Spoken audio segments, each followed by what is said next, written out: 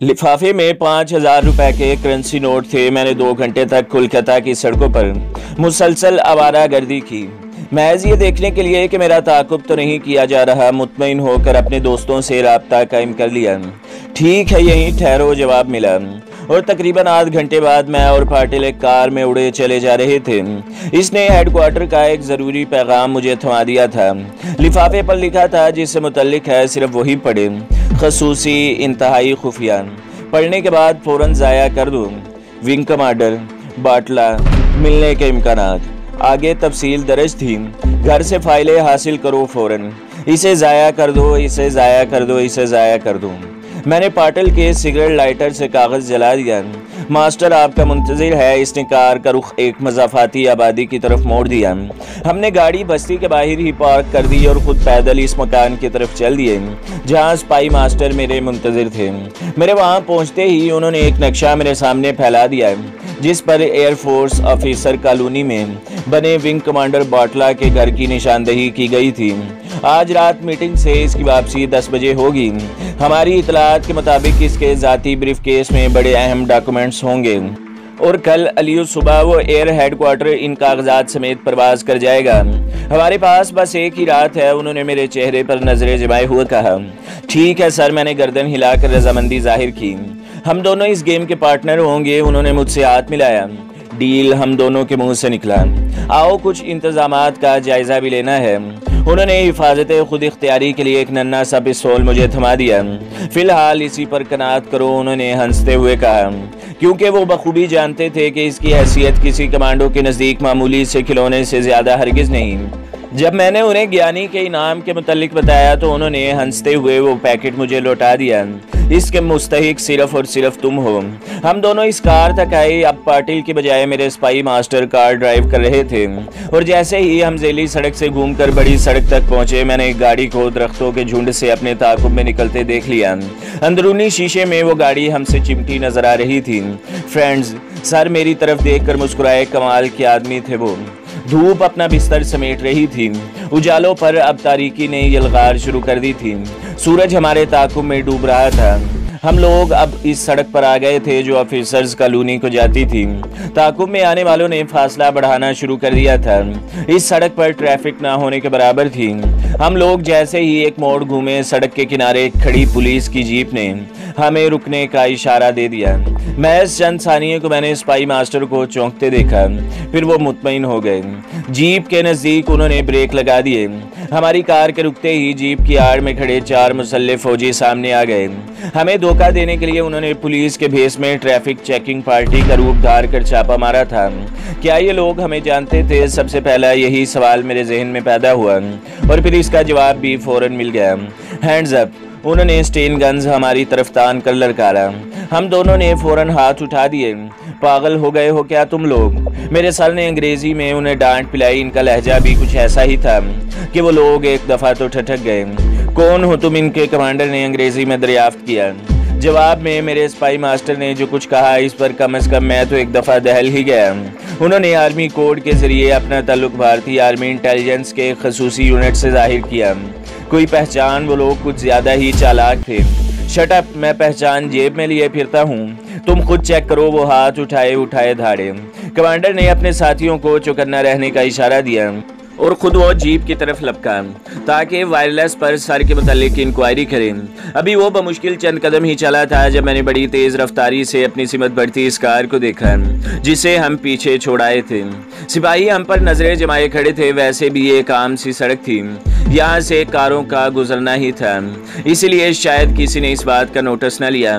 Down sir चिल्लाए और इसके साथ ही हम दोनों जमीन पर बिछ गए। कार की खिड़कियों से शोले उगलती 2 स्टेन गनों ने खड़े 4 फौजियों को इनके कमांडर समेत भून कर रख दिया। वो लोग छलांगे लगाकर दौड़ते हुए हमारी तरफ आ रहे थे। अपना मतलूबा खेल शुरू होते ही मैं अपने आप से वापस आ गया। जमीन पर लेटे लेटे सबसे पहले मैंने इस सिपाही की स्टेन गन को ठोकर मारकर इसकी पहुंच से दूर कर दिया, जिसमें अभी भी सिक्कत बाकी थी और वो अपनी गन उठाने की फिक्र कर रहा था। इस असना में स्पाई मास्टर का पिस्तौल भी इसके हाथ में पहुंच गया था। उन्होंने लेटे लेटे इसके सर में शीशा उतार दिया। स्पाई मास्टर ने बड़े मुतमईन लहजे में उन्हें हिदायत जारी की और मुझ समेत पुलिस की इस जीप में बैठ गए जो अपने सवारों से हाथ धो बैठी थी। इसके साथ ही हमारे एक साथी ने हमारी कार के पेट्रोल टैंक का ढक्कन खोलकर अंदर जलता हुआ सिगरेट लाइटर फेंक दिया। इनकी कार और हमारी जीप वहां से परे हट गई थी। चंद सेकंड्स बाद हमारे एक साथी ने एक स्टेन गन और कुछ मैगजीनें मेरी तरफ उछाली तो सर ने एक्सीलेटर पर दबाव बढ़ा दिया। हमारे पीछे जलती कार में धमाके होने लगे थे। कार आगे आगे थी और हम इसके पीछे पीछे। तकरीबन 1-1.5 मील चलने के बाद हम रुक गए। कार पीछे आ गई। स्पाई मास्टर ने उन लोगों को नए अहकाम दिए और इसके साथ ही उन्हें गुड लक कहकर आगे बढ़ा दिया। खुद उन्होंने बड़ी फुर्ती से जीप को मोड़ा और एक कच्चे रास्ते पर डाल दिया। हम लोग झाड़ियों से उलझते आगे ही आगे बढ़ते चले जा रहे थे। इस दौरान में जीप के रेडियो ट्रांसमीटर ने टर्राना शुरू कर दिया था। शायद इनका राब्ता कंट्रोल रूम था जहां कोई चीख चीख कर मुख्तलिफ गश्तीकारों को पोजीशनें अलॉट कर रहा था। मेरे स्पाई मास्टर के चेहरे पर परेशानी का नामो निशान तक नजर नहीं आ रहा था। उन्होंने एक जगह जीप रोक दी और इसी असना में वो रेडियो से नशर होने वाले अहकाम भी शायद ज़हन नसीन करते चले जा रहे थे। फिर उन्होंने मुस्कुराते हुए मेरी सिमत देखा और जीप का बोनट उठाकर खड़े हो गए। जेंटलमैन, वेरी सॉरी, गन तो यहाँ छोड़नी पड़ेगी, उन्होंने करीबन हंसते हुए कहा। मैंने इनका इरादा जान लिया था। स्टेन गन मैंने वहीं जीप में रख दी। हमने इंजन की पेट्रोल सप्लाई करने वाली नालियां तोड़ दी जिससे इंजन में पेट्रोल गिरने लगा था। मेरे सर ने कुछ फासले पर खड़े होकर अपना सिगरेट लाइटर सुलगाया। भागो, उन्होंने मुझे हुक्म दिया और जैसे ही मैं भागा उन्होंने जलता हुआ लाइटर जीप के इंजन में फेंक दिया। हम दोनों बमुश्किल 15-20 गज दूर पहुंचे होंगे जब फिजा हमारे अकब में जोरदार धमाके की आवाज़ से लरज उठी। हम दोनों किसी लाशऊरी फेल के मोहताज होकर चंद लम्हों को ज़मीन पर गिरे ज़रूर थे, लेकिन फ़ौरन उठे और चल दिए। करीबन आध घंटा हमारा सफ़र जारी रहा। अंधेरा अब आहिस्ता आहिस्ता उजाले उगलने लगा था। हम लोग करीबन गैराबाद इलाके में पहुंच चुके थे। ऐसे मकामात हवाई अड्डों के इर्द गिर्द होते थे। मुझे यहाँ की मसनूई वीरानी किसी हद तक कैमोफ्लेज सिस्टम ने इस बात का एहसास दिला दिया था कि मंजिल अब दूर नहीं। हम इंडियन एरिया के करीब पहुँच चुके थे। इस दौरान में मेरे स्पाई मास्टर की कोशिश यही रही थी कि कोई हमसे टकराने न पाए। हम सड़क के किनारे दरख्तों के झुंड में सफ़र कर रहे थे। ये सड़क कुछ ज़्यादा बारौनक नहीं थी, लेकिन इसे बेरौनक भी नहीं कहा जा सकता था। हर 3-4 मिनट बाद कोई तेज़ रफ्तार सवारी तारकोल की स्याही पर फैली रोशनियां फैलाती जन से हमारे करीब से गुजर जाती। हम गाड़ियों की रोशनी की जद से बचने के लिए दरख्तों की ओट में छुप जाते थे। कभी कभी कोई पैदल शख्स भी हमसे टकरा जाता, लेकिन अमूमन हमें नज़रअंदाज करके गुजर जाता, क्योंकि ये कोई ममनुआ इलाका तो था नहीं। अलबत्ता इस बात के इम्कानात 100% थे कि सिक्योरिटी ने खसूसन इन हालात में यहाँ के चप्पे चप्पे पर ज़रूर नज़र रखी होगी। अब हम जिस जगह पहुँचे थे वहाँ ऑफिसर्स कॉलोनी के बंगलों की कतारें शुरू हो गई थी। बड़ी सड़क के साथ साथ थोड़े थोड़े फासले पर एक ज़ेली सड़क अंदर को घूमती, जिसके दोनों अतराफ अफसरान की रिहाइश गाहें थीं। ऐसे हर सिलसिले के आगाज़ पर एक संगे मील पर एक कतार में मौजूद बंगलों के नंबर लिखे हुए थे। स्पाई मास्टर इनके नज़दीक खड़े होकर अंधेरे में करीब से नंबरों का जायजा लेते और आगे बढ़ते जाते। बिलाखिर गोहरे मकसूद हाथ आ गया था। हम इस स्ट्रीट के कोने पर पहुंच चुके थे जहां बंगलों की 2 रोइया कतारों में से एक कतार के आखिर में विंग कमांडर बाटला का बंगला वाक़ था। सड़क बिल्कुल सुनसान थी। सिर्फ 2 बंगलों के सामने अफसरान की बेगमात डज हजम करने या फिर हवाखोरी के लिए ठहर रही थी। हमारे हुलिये खासे शरीफाना थे। खसूसन स्पाई मास्टर तो पहली नज़र में एयरफोर्स ही के कोई अफसर दिखाई देते थे। सड़क के दोनों तरफ कुछ फासले पर बिजली के बल्ब भी फांसी पर लटके दिखाई पड़ते थे, जिनमें से 75% तो फ्यूज थे और ले देकर सिर्फ 25% बल्बों की बीमार रोशनी इलेक्ट्रिक पोल्स के इर्द गिर्द फैले अंधेरे से जिहाद में मसरूफ थी। हम जानबूझकर इस सिमत सफ़र कर रहे थे जहां इलेक्ट्रिक पोल्स के बल्ब ज़्यादातर फ्यूज थे। मैंने अपने स्पाई मास्टर का अंदिया भांप लिया। असल में वो चहलकदमी करती बेगमात से कन्नी कतरा कर गुजर जाना चाहते थे।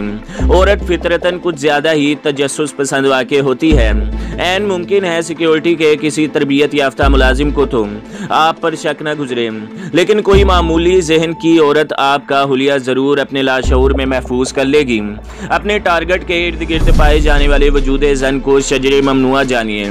इसके नज़दीक बिना भटकिए मेरे खिजर सूरत इंस्ट्रक्टर ने मेरा माथा थामा और ट्रेनिंग का सबक दोहराया।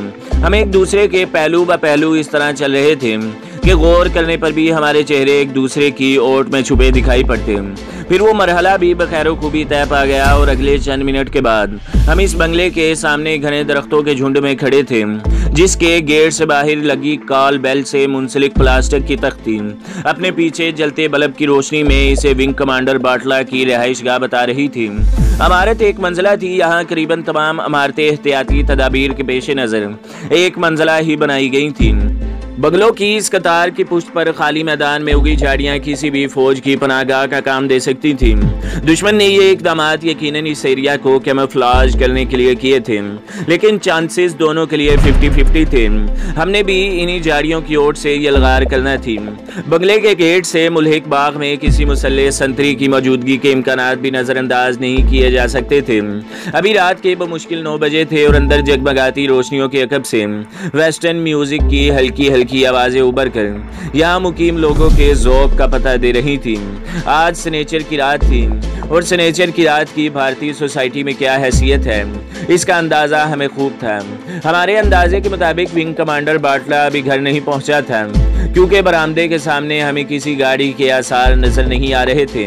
वो शायद अभी मीटिंग में मसरूफ था या फिर नाइट क्लब में दादे ऐश दे रहा था, जबकि इधर भी यही हाल था। ऑफिसर्स कॉलोनी के तकरीबन सभी बंगलों में इस वक्त शैतानियत रक्स फरमा थी।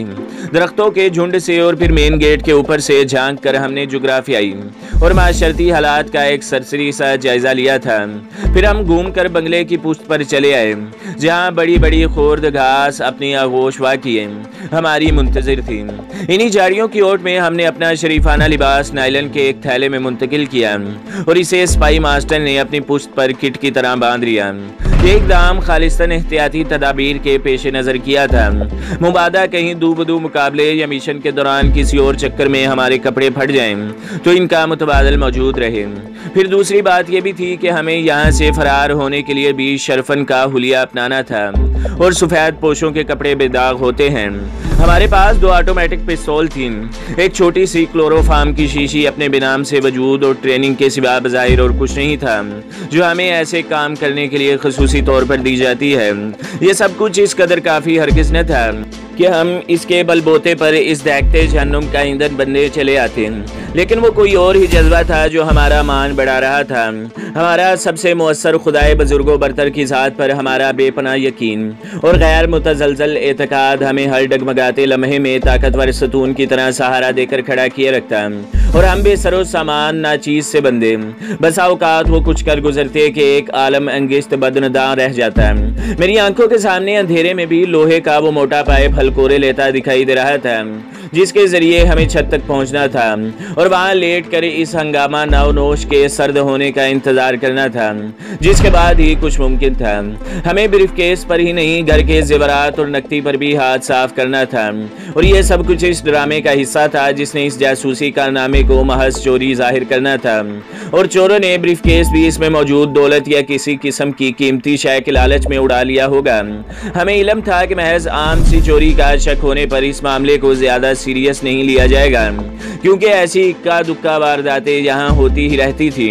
हम दोनों झाड़ियों में टिके पेश आमदा हालात से निमटने की मंसूबाबंदी कर रहे थे। घड़ी की सुइयां अब 10 के हिंसे का तवाफ करने लगी थी, लेकिन अभी तक अंदर होने वाली सरगर्मियों में कोई कमी वाक़ई होती नजर नहीं आ रही थी।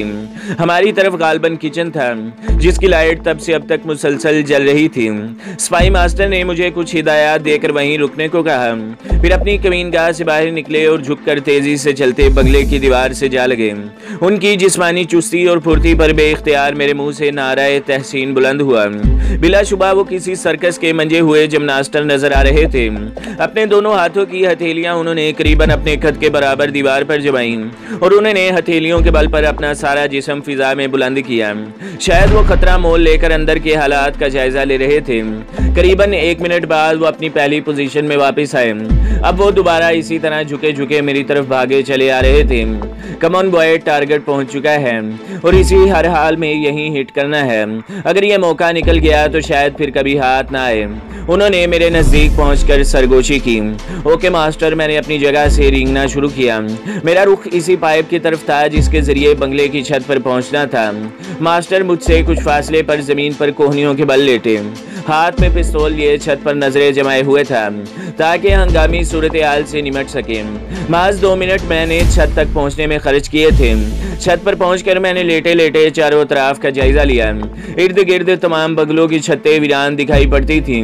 असल में इन बंगलों की बनावट ही कुछ इस तरह थी कि इनकी छतें ज़ेरे इस्तेमाल आती नजर नहीं आती थीं, इल्ला ये कि कोई हमारे जैसा ज़रूरतमंद किसी अशद ज़रूरत के तहत उन्हें इस्तेमाल में लाए।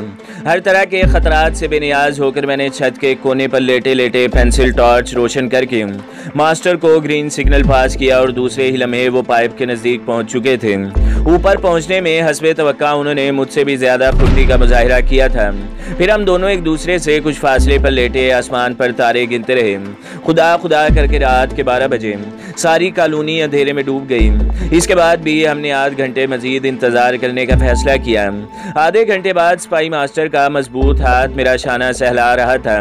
यह कुछ कर गुजरने का इशारा था। हमने मनसूबाबंदी पहले से कर रखी थी और अब इसी के मुताबिक हमें हरकत में आना था। लेटे लेटे हमने गर्मजोशी से एक दूसरे का हाथ दबाया और सिपाही मास्टर करवट बदल कर छत के किनारे की तरफ बढ़ने लगे। इस छत से वो बावर्ची खाने की छत पर पहुंच गए। मैं इस दौरान इन पर नजरें जमाए वहीं लेटा रहा। फिर मास्टर ने चंद लम्हे बाद मुझे अपनी जगह पहुंचने का इशारा किया और जैसे ही मैं इस जगह पहुंचा वो दीवार पर पहुंच गए। अचानक मेरी छठी हिस्स ने चिल्लाकर किसी खतरे की निशानदेही की थी। अभी तक मुझे कुछ दिखाई नहीं पड़ा था क्योंकि यहाँ से इस गली नुमा रास्ते पर नजर डालना मुमकिन नहीं था जो कमरों की कतार और चार दीवारी के दरमियान वाक़ था। मास्टर को अलबत्ता सब कुछ बआसानी नजर आ सकता था। मैंने इनकी तरफ नजरें दौड़ाई तो वो किसी ऑक्टोपस की तरह दीवार से लिपटे नजर आए। वो इस तरह बेहिसो हरकत दीवार से चिमटे हुए थे कि जब तक कोई करीब आकर उन्हें देख न लेता नजर नहीं आ सकते थे। फिर मुझे वो अफरियत भी नजर आ गया जिसने उन्हें दबकने पर मजबूर किया था। ये वो कमबख्त गनमैन था जो शायद किसी ज़रूरत के तहत इस तरफ आ निकला था, वरना इतना मुस्तैद होने की मुतवक्का इससे नहीं की जा सकती थी कि वो बंगले में घूम कर इसकी चौकीदारी कर रहा हो। 393 की एक राइफल इसके कंधे से लटक रही थी और वो बगैर आवाज़ पैदा किए शायद बावर्ची खाने पर ही नकब लगाने जा रहा था। मेरा नीचे का सांस नीचे और ऊपर का ऊपर रह गया। वो जरा सी भी नज़र ऊपर उठाता तो मास्टर इसे नजर आ जाते।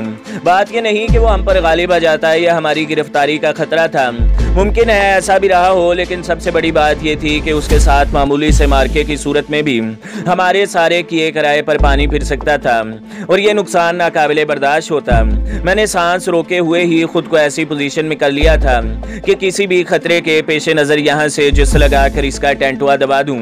यहाँ हरकत में बरकत नहीं, मौत थी मौत। मेरी आंखें बैक वक्त गनमैन और सर पर टिकी हुई थीं। गनमैन पर तो फितरतन और मास्टर पर किसी भी क्वेश्चन के लिए। मैंने इस कमजोर लम्हे में अपनी कमांड इनके हाथ देकर खुद को एक तरह से महफूज तस्वर कर लिया और आहिस्ता आहिस्ता पुरसुकून हो गया। नौवारिद जब इस मकाम से आगे निकल गया तो एक तरह मेरे तड़कते आसाब को तमानियत नसीब हुई। वो चोरों की तरह दबे पाँव चलता किचन की तरफ आ रहा था। बचे कुचे शानदार खानों की इश्तहा इसे मौत के मुंह में खींच लाई थी। फिर हमारे देखते ही देखते वो बावर्ची खाने में जा घुसा। इसके अंदर घुसते ही मास्टर ने दीवार पर लेटे लेटे अपने दोनों हाथ बुलंद करके उन्हें एक दूसरे की मुखालिफ सिमत में काटा। यही समर का इशारा था कि मैं इसे यहीं दबोच लूं। इसके साथ ये सर छिपकली की तरह दीवार से चिमटे चिमटे जमीन पर आ लगे। अब वो एक कमरे के दाखिले के दरवाजे की ओट में चिपके खड़े थे। मैं तकरीबन लौटता हुआ दीवार पर पहुंचा और बगैर आवाज पैदा किए किचन की दीवार से आ लगा। सिपाही मास्टर हाथ में पकड़े पिस्तौल पर साइलेंसर फिट कर रहे थे। अब उन्होंने बावर्ची खाने के इस दरवाजे को कवर कर रखा था जिससे गनमैन की आमद मुतवक्के थी। मैं बगैर आवाज पैदा किए कदम ब कदम आगे बढ़ता अब इस खुले दरवाजे के एक पट के ओट में खड़ा था जिससे वो अंदर दाखिल हुआ था और जिससे इसे बाहर भी निकलना था। दूसरे ही लम्हे पतलून की बेल्ट में अड़ी नायलन की वो डोरी मेरे हाथों में थी जिसने इसके लिए मौत का फंदा साबित होना था। सर ने बाएं हाथ की उंगली से मुझे किसी इंतहाई इक़दाम से बाज रहने का इशारा किया। वो बहरहाल सिविलियन थे या फिर कोई मुसलहत इनके पेशे नजर रही होगी क्योंकि गनमैन पर जो हरबा मैं आजमाने जा रहा था इससे फौरन ये साबित हो जाता कि इसकी मौत किसी चोर उचक्के के नहीं बल्कि किसी तरबियत याफ्ता कमांडो के हाथों वाक़ हुई थी, जबकि हम अपनी मौजूदगी का कोई सबूत यहाँ छोड़ने पर तैयार न थे। मैंने सर हिलाकर इनके हुक्म पर रजामंदी का इजहार किया। कमांडर बहर कैफ कमांडर ही होता है, इसे हर फैसला काफ़ी सोच समझ कर हालात के तहत करना पड़ता है। मुझे तो यही बताया गया था कि अपने रास्ते में आने वाली हर रुकावट को तहस नहस कर दो वरना खुद तबाह हो जाओगे, लेकिन उन्होंने मुझसे ज़्यादा पढ़ाई की थी। मुझसे कहीं बढ़कर तजर्बाकार और जान से गुजरने वाले जियाले इनके ज़ेरे कमान यहाँ सरगर्मी अमल थे। मैं दरवाजे की ओट में खड़ा गनमैन के बरामद होने का मुंतजिर था। इसने लाइट जलाने का तकल्लुफ भी नहीं किया था और नदीदे बच्चों की तरह अंधेरे ही में टॉर्च रोशन किए मुख्तलिफ अनवा खानों पर टूट पड़ा था। शायद 6-7 मिनट के असाब शिकन इंतजार के बाद वो बाहर निकला और दरवाज़ा बगैर आवाज़ पैदा किए बंद करके यूं ही मेरी तरफ घूमा। मेरे जिस्म की तमाम तवानाइयाँ सिमट कर हाथों में आ गई। फिर एक हाथ इसके मुंह पर मजबूती से जमा कर मैंने इसकी सांस की आमदोरफ्त करीबन मुनक़ता करते हुए इसे खुद से चिमटा लिया। दीवार से टपक लगाते ही मेरे दूसरे हाथ ने शिकंजे की शक्ल इख्तियार करते हुए इसकी कनपटियों को अपनी गिरफ्त में ले लिया। नो गिरफ्तार तड़पा मचला, लेकिन कहाँ तक। मखसूस रगों पर पड़ने वाले दबाव ने इसे महज 1-8 मिनट में ही बेबस कर दिया और वो तोरी की तरह लहरा कर मेरे बाजू में झुक गया।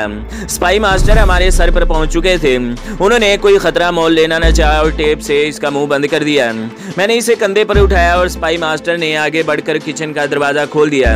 हमने इसे राइफल से बेनियाज करने के बाद वहीं इस्तराहत फरमाने को लिटा दिया और राइफल लेकर बाहर आ गए। फिर मैंने तो किचन के दरवाजे को बाहर से कुंडी लगा दी और सर ने वो अनलोड राइफल हाथ ऊंचा करके किचन की छत पर रख दी। ओके कमान, उन्होंने तेज रोशनी करते हुए साइलेंसर लगाकर पिस्तौल मुझे थमा दिया। दरवाजा लॉक था। मेरे कंधों पर चढ़कर मास्टर ने खिड़की पर किस्मत आजमाई की और थोड़ी देर बाद हम खिड़की से अंदर कूद गए। यह ड्राइंग रूम था जिसमें से अभी तक शराब के भभोके उठ रहे थे। मैंने एक हाथ से पिस्तौल थामे, दूसरे हाथ से पेंसिल टॉर्च रोशन की और इसकी महदूद रोशनी में पूरे ड्राइंग रूम का जायजा ले लिया।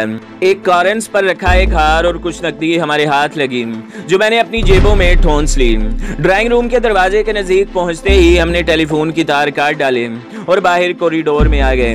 हमारे दोनों अतराफ कमरों की कतार थी। एक कमरे की खिड़की से हल्की रोशनी के बल्ब की झलक दिखाई पड़ी। यहाँ भी हमें खिड़की के जरिए अंदर दाखिल होना पड़ा। अचानक जैसे मास्टर को याद आ गया, उन्होंने अपनी जैकेट के एक जेब से 2 नकाब निकाले। इस जैकेट की जेब से मैंने पहले भी बहुत चीजें निकलती देखी थी। हमने नकाब अपने चेहरों पर मुंड लिए। अब सिवाय हमारे नाक और आंखों के बाकी सारा चेहरा छुप चुका था। ये विंग कमांडर बाटला की ख्वाबगाह थी। कमरे में हल्की लाइट का बल्ब रोशन था और बेड पर बाटला और एक नौजवान लड़की अपने आप से बेनियाज बेसुध लेटे थे। ये लड़की इस बुड्ढे खोसट की बीवी तो हरगिज नहीं हो सकती। कौन थी वो, ये सोचना क्योंकि हमारे मंसूबे का हिस्सा नहीं था, इसलिए मैंने भी तरद्दुद न किया। बाटला के सियाने रखी तपाई पर अंग्रेजी शराब के एक करीबुल खत्म बोतल और 2 पैमाने रखे हुए थे जिनमें से एक पर लिपस्टिक के निशान नुमाया थे। एक कोने पर मेज पर एक ब्रीफकेस धरा था जिससे मुंसलिक हैंड लॉक इस बात की चुगली खा रहा था कि इस पर जरूर अहम दस्तावेजात बंद हैं। मैं तो सीधा इस तरफ बढ़ गया जबकि स्पाई मास्टर ने जेब से अपना भीगा रुमाल निकाल कर इसे बाटला के मुंह पर जमा दिया। इसने सिर्फ एक दफा जरा सी जुम्बश की थी लेकिन वो मास्टर की गिरफ्त थी, अपना असर दिखा रही थी। मैं ब्रीफकेस उठाए इनके नजदीक आ गया।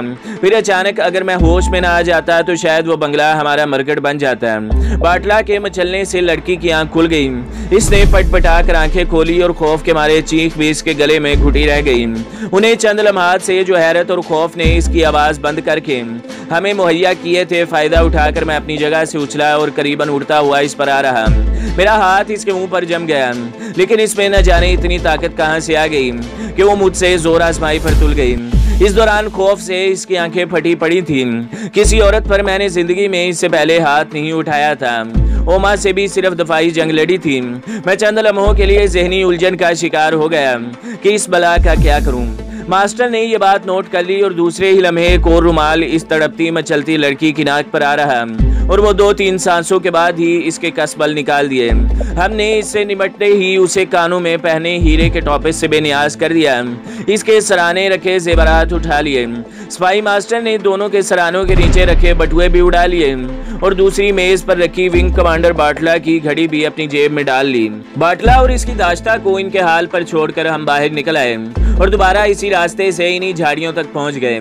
स्पाई मास्टर की पीठ पर बंधा नायलन का थैला खुला और हम अपने पहले वाली हालत को वापस लौट गए।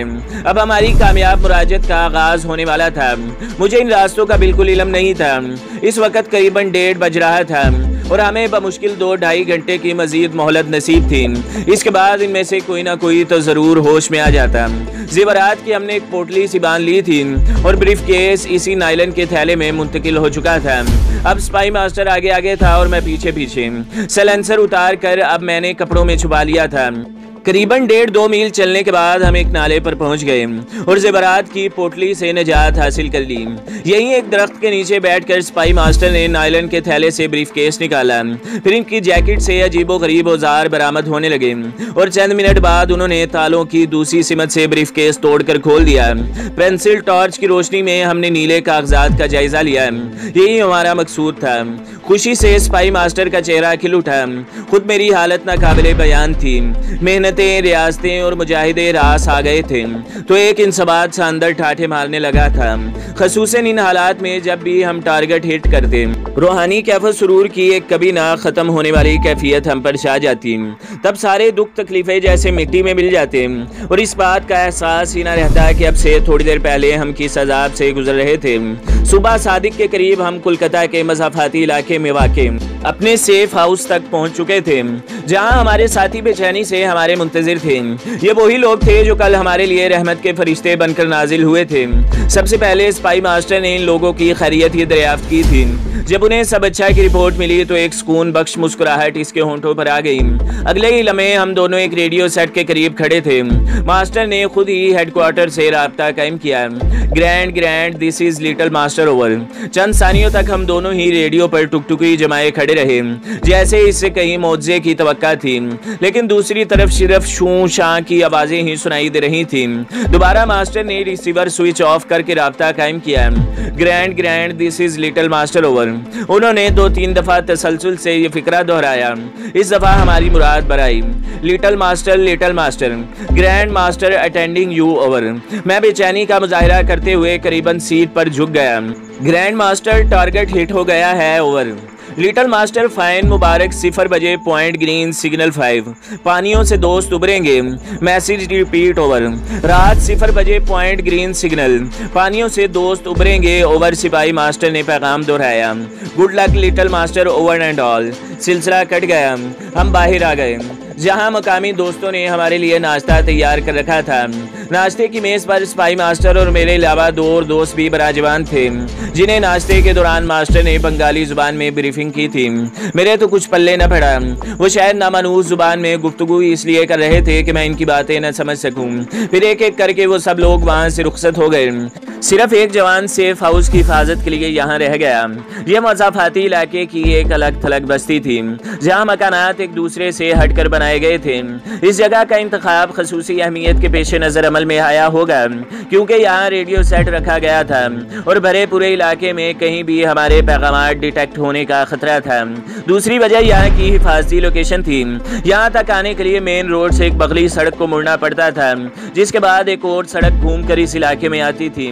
किसी भी सर्चिंग पार्टी या मशकूक गाड़ी की आमद का फौरन पता चल जाता था। अव्वल तो मेन रोड से बगली सड़क पर उतरते ही नजर आ जाती थी। अगर वो वहां से बच भी निकलते तो अगले मोड़ पर वहां से भी निकल आने पर बस्ती में दाखिल होने वाली सड़क पर तो इनके बच निकलने का सवाल ही पैदा नहीं होता था। और यहाँ आते हुए मैंने हर मोड़ पर कहीं किसी को चाय का खोखा लगाए, कहीं किसी को पान सिगरेट का ख्वांचा बजाए और कहीं किसी को छाबड़ी फरोश के रूप में स्पाई मास्टर को ओके रिपोर्ट देते देखा था। ये हमारे अपने लोग थे जो जाने कब से मादरे वतन के लिए ये रूप धारण किए बैठे थे। कितने अजीम थे वो लोग जो अपने मुल्क की आंखें बने दुश्मन के कलब में इन खतरात पर नजरें जमाए बैठे थे जो इनकी धरती माँ पर कोई भी आंच ला सकते थे। ये गुमनाम आंखें किसी भी तागूती लश्कर की अलगार से पहले अपने लोगों को इसकी आमद से बाखबर कर देती थी। वो दुश्मन के मंसूबों का बरवकत पता चलाकर इसके खतरनाक अज़ाइम का सत्यानाश कर देते थे। ये किस कबीले, किस शहर, किस गांव के लोग थे, इन्हें कोई पहचान नहीं सकता, कोई नहीं जान पाएगा। इनकी मौत पर इनके फाइल क्लोज हो जाएगी। एक ताज़ियतनामा इनके घर वालों को मिलेगा। न कोई इन पर बैन करके दिल का खून आंखों के रास्ते निकाल पाएगा, ना ही इनकी कोई खबर बनेगी। इनके माँ बाप, बीवी, बच्चों के अलावा और कोई नहीं जान पाएगा कि वो कौन थे, कहाँ गए, कहाँ शहीद हुए। कोई नहीं जान पाएगा, कोई भी तो नहीं। इन गुमनाम शहीदों और गाजियों की अजमतों को लाखों सलाम। इन राहों के धूल हमारे लिए सुरमाए चश्म हैं जिनसे वो गुजरे। जो इनमें से जिंदा हैं, हमारी धड़कनें उनके नाम जो शहीद हो गए खुदा के मुकर्रब ठहरे, इनके दर्जात बुलंद हुए, वो बामुराद हो गए। इनकी अमर यादें कभी ना मर पाएंगी। वो जिए तो वतन के लिए, इनको शहादत नसीब हुई तो वतन के लिए। वो सब लोग जिन्होंने इन्हें देखा, जाना, महसूस किया, वो इनकी शरियानों में दौड़ते खून की तरह इनके अंदर हमेशा जिंदा रहेंगे। हाय वो आली मरतब जी वकार जाले जो मरते हुए भी अपनी पहचान न दे पाए कि इनके मुकद्दस सीने राजों के अमीन थे, वो अमानतदार थे, जान से गुजर गए लेकिन खयानत के मुर्तकिब न ठहरे। तो दोस्तों, अगली किस्त देखने के लिए हमारे चैनल को सब्सक्राइब करें, वीडियो को लाइक करें और बेल के आइकन को भी दबा दें ताकि हर जो आने वाली वीडियो है वो आपको सबसे पहले मिलती रहे।